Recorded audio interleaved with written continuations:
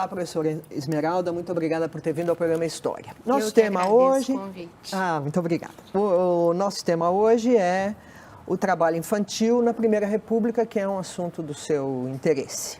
Então, como é que você descreve o trabalho das crianças nos anos iniciais da República? O trabalho das crianças nesse período da Primeira República, né, na verdade, ele compõe uma página extremamente contundente. Por quê? Porque são longas jornadas de trabalho, às vezes 10, 12, 14 horas diárias de trabalho. Onde as crianças trabalhavam? Em fábricas. A rigor, você tem o trabalho infantil disseminado no campo, na cidade, nas ruas, né, como engraxates, como vendedores de bilhetes de loteria, enfim. Mas eu diria que a questão mais séria, ela está dentro das fábricas, né? Naquele ambiente confinado das fábricas. Sim. Quer dizer, um ambiente físico onde máquinas e trabalhadores se acumulam, não é? Onde não se tem espaço suficiente para circular. As fábricas, exceção feitas a algumas, não é? Que são grandes indústrias, mas você tem um espaço extremamente improvisado, né? E, como eu disse, longas jornadas, insalubridade, alta periculosidade das funções nas quais essas crianças são empregadas. Quando você vai às grandes fábricas, como, por exemplo, a tecelagem Mariângela, que é de Francisco Matarazzo, você encontra, né, detalhes como o recurso a máquinas de tamanho reduzido para que as crianças trabalhem. Contudo, isso não minimiza o impacto das condições de trabalho sobre as próprias crianças, principalmente porque você tem um ingresso no trabalho nesse período que é extremamente prematuro. Mas do que nós estamos falando? Porque o que era? Você citou aí uma indústria que me parece ser que era comum nesses primeiros anos, porque isso nós estamos falando do começo da industrialização em São Paulo, né? Sim. Então, nós estamos falando de São Paulo ou estamos falando do Brasil inteiro? Olha, a rigor, as minhas pesquisas, elas estão direcionadas à cidade de São Paulo. Então, e na cidade de São Paulo, então, qual era vamos dizer assim, qual é o espectro de atividades a que as indústrias estavam dedicadas? Olha, ele é grande. Tá. Nessa primeira fase do Parque Industrial Paulistano, o que você tem são indústrias de bem de consumo imediato. Por exemplo? Então, têxteis, as indústrias de confecções, então Sim. as fábricas que produzem chapéus, tecidos, as fábricas que produzem vestuário. Sei. Mas você tem também outros tipos de indústrias, como as alimentícias, as indústrias químicas. Por exemplo, na época, a indústria de fumo, ela está no rol das indústrias químicas. Você tem olarias, né? Você tem um amplo espectro de fábricas, sendo que a mão de obra infantil, ela está concentrada principalmente nas fábricas de tecidos e nas alimentícias. Mas isso não anula, digamos, a sua presença em outros setores da indústria, nos quais ela é também numerosa. Não tanto, mas é. Essa indústria têxtil e essa indústria de alimentação, elas têm muito maquinário ou é uma fase ainda da indústria em que a fabricação, vamos dizer, ainda é mais artesanal? Mais artesanal. Eu diria que, na verdade, você tem já uma mecanização implantada, né, principalmente nas têxteis, e, ao mesmo tempo, você tem procedimentos ainda artesanais. Né? Quando você vai, por exemplo, à indústria de vidro, né? Lá você vê, por exemplo, crianças trabalhando como sopradores de vidro. Essa é uma função desqualificada por excelência, ela não exige qualificação, mas ela é altamente insalubre. Né? Então, veja, ao mesmo tempo em que você tem toda uma questão, né, de insalubridade, de periculosidade dentro das fábricas, que tem uma relação com máquinas que não são devidamente protegidas, com o fato de que você não tem ainda desenvolvida ou posta em prática nessas nossas primeiras fábricas, não é? A prática de se usar os equipamentos de segurança, você tem também uma insalubridade presente, né, nessas indústrias em que ainda as fases da produção passam por funções artesanais. Então, uma delas, nós poderíamos falar nos sopradores de vidro e no ato também de destalar o fumo. Né? Agora, Esmeralda, qual é vamos dizer assim, em que proporção? Duas coisas que eu queria perguntar. O que é insalubre, que você disse várias vezes que as condições são insalubres, quer dizer, exatamente o que é insalubridade, e o que é que as crianças, quanto da força de trabalho são crianças? Você tem um número para isso? Sim, eu tenho alguns dados, eu vou começar por aí. Claro que sempre levando em consideração, né, que os critérios para aferir mão de obra na época são critérios que, digamos, eles não apresentam a precisão que nós teríamos hoje. Tá, mas não tem roles, por exemplo? Não, nós temos algumas estatísticas feitas, por exemplo, pelo Departamento Estadual do Trabalho, né? Em 1910, você tem em torno de 30% de mão de obra infantil nas fábricas de tecidos. Infantil sendo menor que quanto? Olha, aí é realmente um leque que vai muitas vezes dos 7, 8 anos de idade até 13, 14 e daí para frente. Quer dizer, aquilo que se considera na época como mão de obra menor. Quando você vai a 1920, 10 anos são depois, 40%. Mais ou menos. Aumenta? Sim. E se você pega, por exemplo, o estado de São Paulo, o conjunto do estado de São Paulo, em 1920, o recenseamento acusa 7% de mão de obra infantil no conjunto do estado e a mesma quantidade, a mesma porcentagem se for considerada a indústria têxtil. E é interessante a gente pontuar o quê? Que o trabalho infantil, ele não é uma característica única e exclusivamente da cidade de São Paulo, que a partir de 1907 se torna o caso extremo em termos do processo de industrialização no Brasil. Por que a partir de 1907? Porque você... Qual é a marca, hein?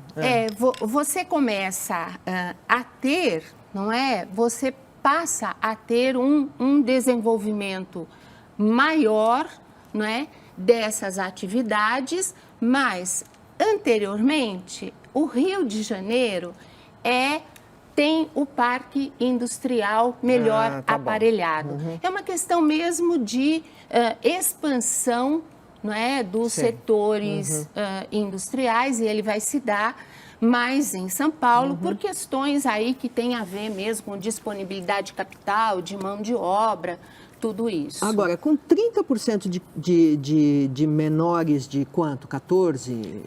Olha, 16? pode colocar essa faixa etária em idades bem prematuras, né? Eu sei, mas qual é a partir de quando a pessoa deixava de ser considerada criança?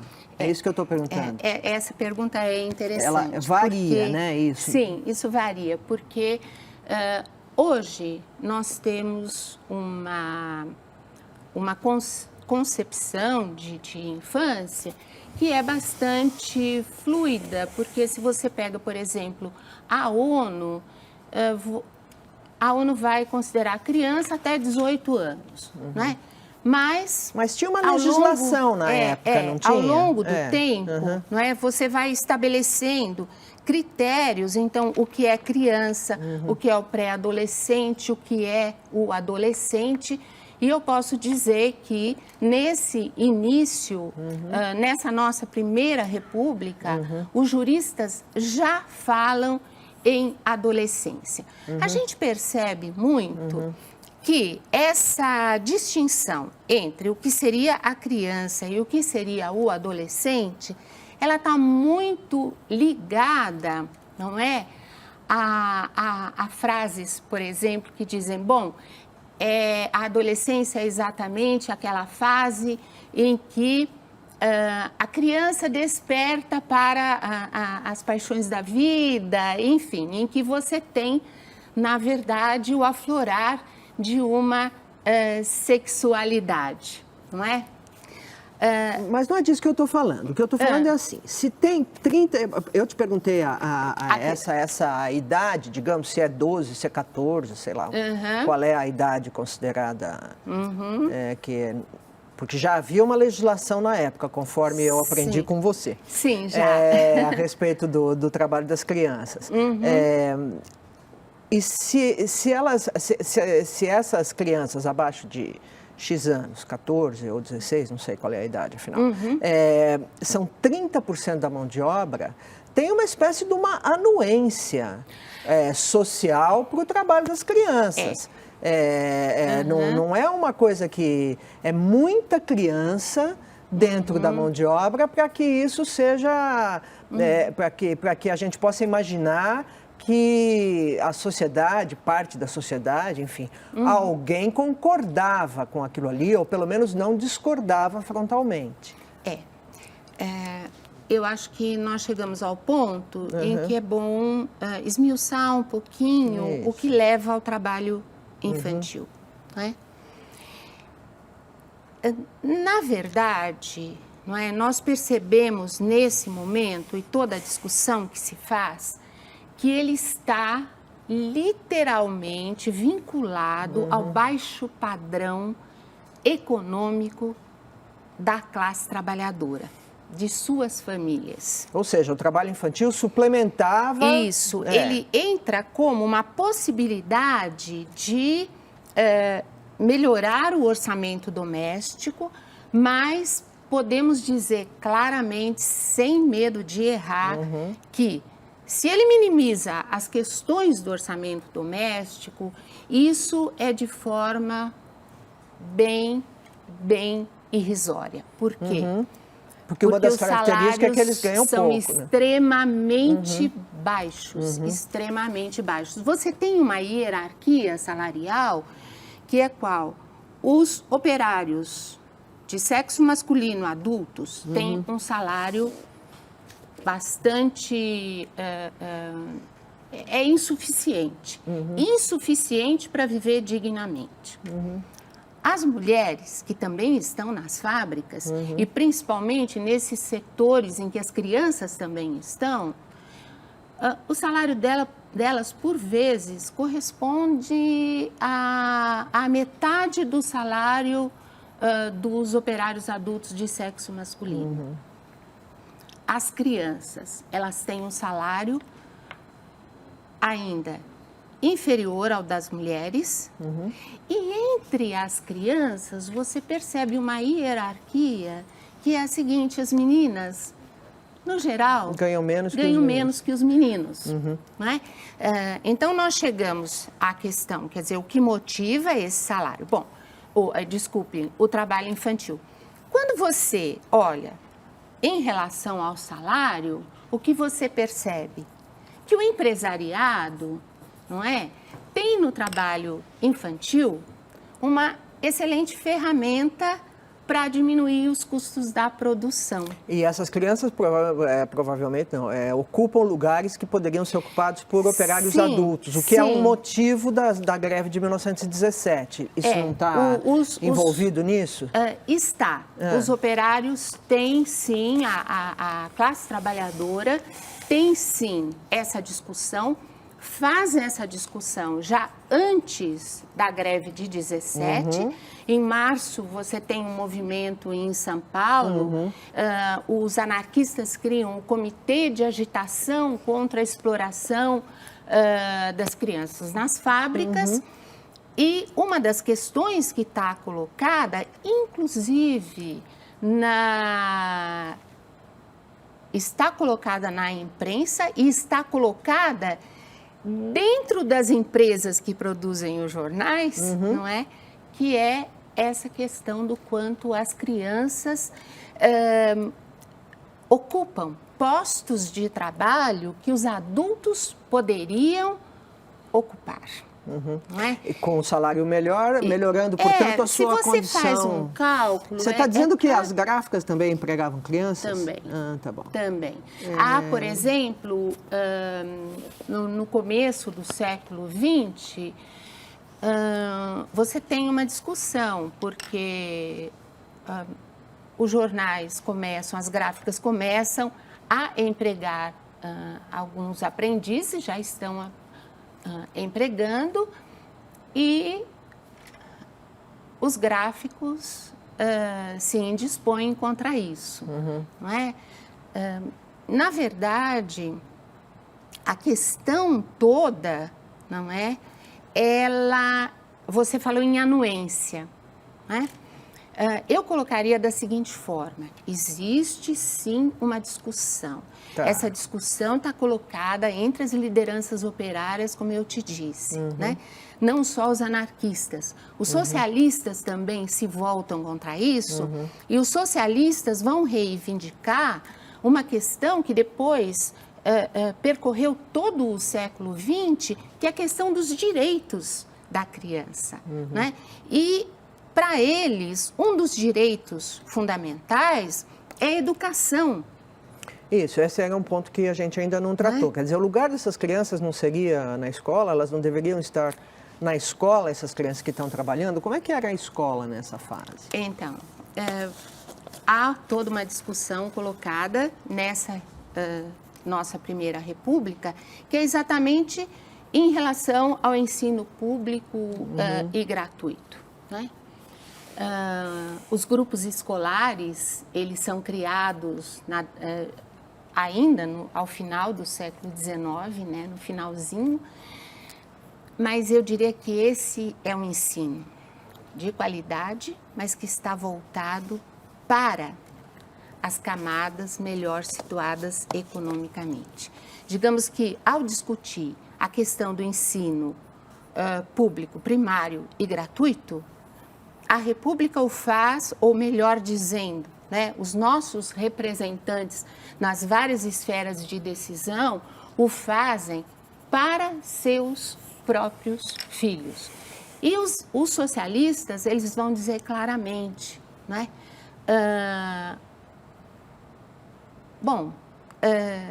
antes, né, ou conjuntamente ao ensino primário público, gratuito, né, nós temos que ter crianças bem nutridas, crianças que disponham de vestuário, não é? Crianças saudáveis, porque senão isso é uma burla. Mas eu queria voltar na questão da anuência, né? Porque essa discussão, então, ela está colocada, ela tem esse link, né, com a questão da educação, que nesse momento nós falaríamos mais em escolarização propriamente, mas é uma discussão que está colocada no âmbito jurídico.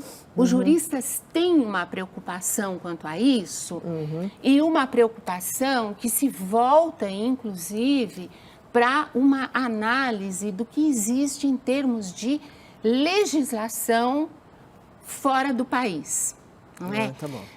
Você tem, inclusive, um trabalho muito interessante de 1910, do Tavares Bastos, que chama...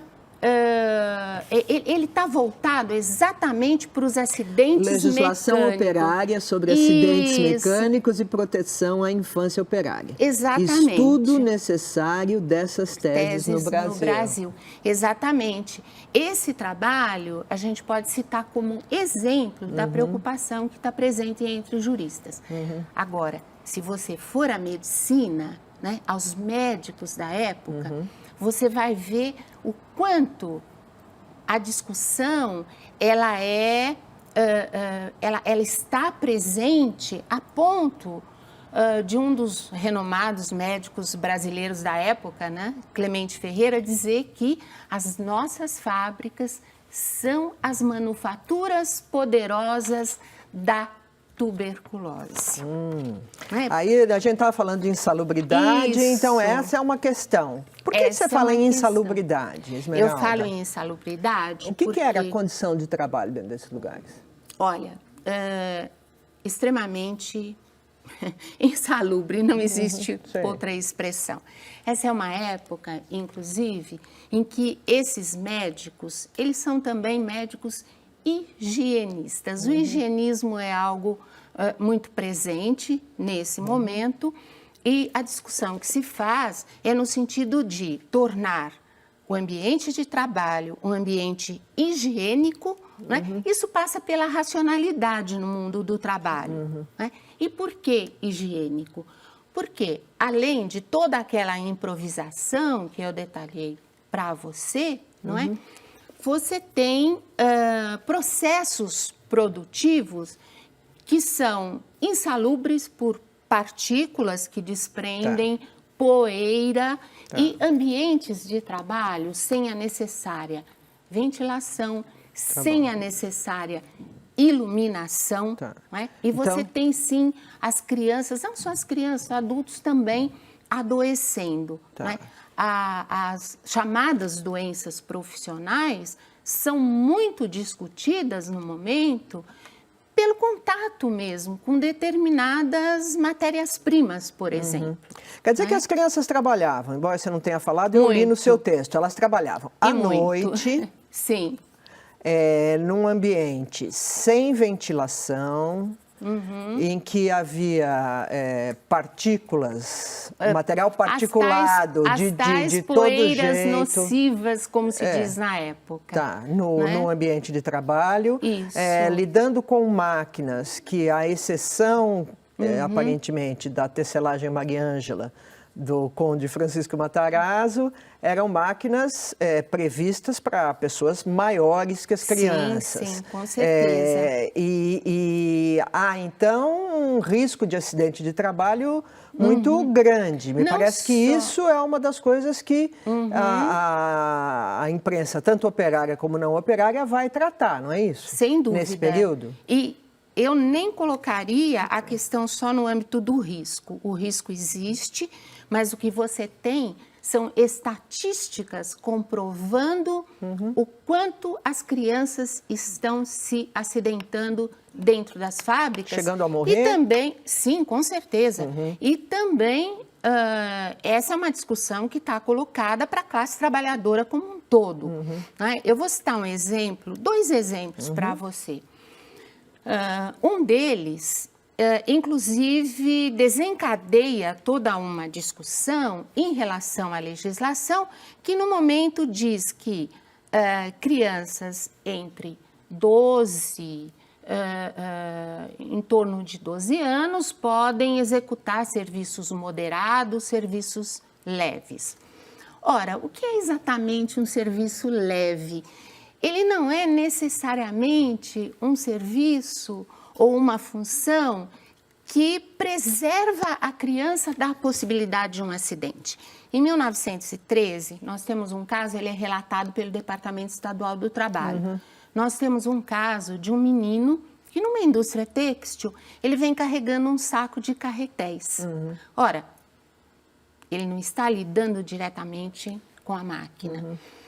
Mas, dado esse acúmulo de máquinas e trabalhadores, esse espaço exíguo das empresas, esse menino, ao passar por uma das máquinas, o saco de carretéis enrosca na máquina, o menino é jogado longe, enfim, ele tem fratura de crânio e ele morre. Né? Eu vi inúmeras crianças com a sua futura capacidade de trabalho comprometida em virtude de perda de dedos, mãos, braços, antebraços, crianças queimadas. Nas indústrias de vidro, elas trabalhavam junto àqueles fornos de alta temperatura. E o outro caso que eu queria citar para você é de uma menina, porque ela está trabalhando numa indústria têxtil. Ora, nesse momento, né, você tem que colocar o fio na lançadeira do tear. Frequentemente se colocava com a boca e a menina tem o freio da língua tolhido pela lançadeira e dilacerado. Então, são situações limite, sim. A fábrica de fósforos, por exemplo, né, empregava muitas crianças. Veja, você me perguntou sobre a questão das funções artesanais. Encher as caixinhas de fósforos, né?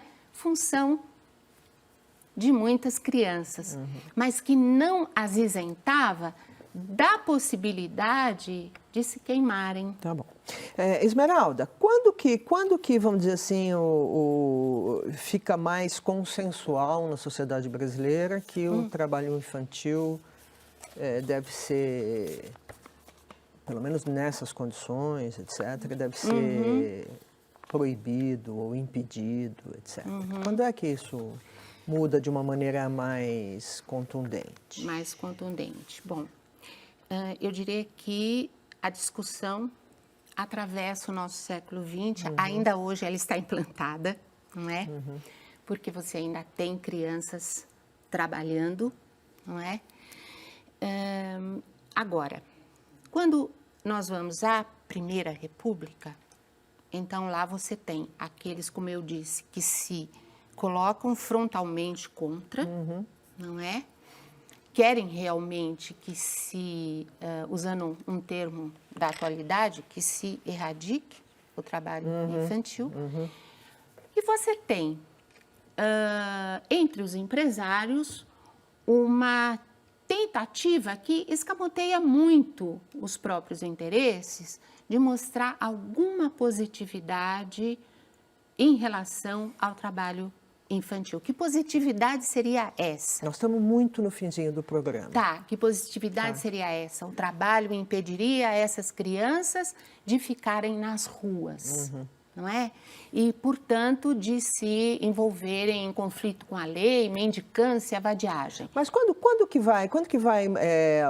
que o arcabouço legislativo, vamos dizer, que você mostra no seu trabalho que já existia, quando é que ele se torna mais efetivo? É na CLT? Quando é que, não tem uma marca em que o trabalho infantil passa a ser, vamos dizer, reprovado socialmente com tal força que ele faz a lei ser cumprida? Eu diria que a partir, né, da Constituição de 30 ou de 34, desculpe, ou do decreto de 1932 e voltando ainda do Código de 1927. Sim. Então, entre 27 e 34, você tem uma legislação mais efetiva, mesmo porque ela é de âmbito federal, né? Antes, o que você tem são leis pontuais de âmbito estadual. Então, a partir do Código de Menores de 1927, você tem, então, uma legislação que tem uma outra abrangência, mas, ao mesmo tempo, a discussão se instala, por exemplo, entre os empresários, questionando o código, não é? Inclusive do ponto de vista da idade limite que o código estabelece, que são 12 anos de idade. Antes dos 12 anos não vamos permitir que trabalhem. Tá bom. Muito obrigada pela entrevista, Esmeralda. Eu que agradeço.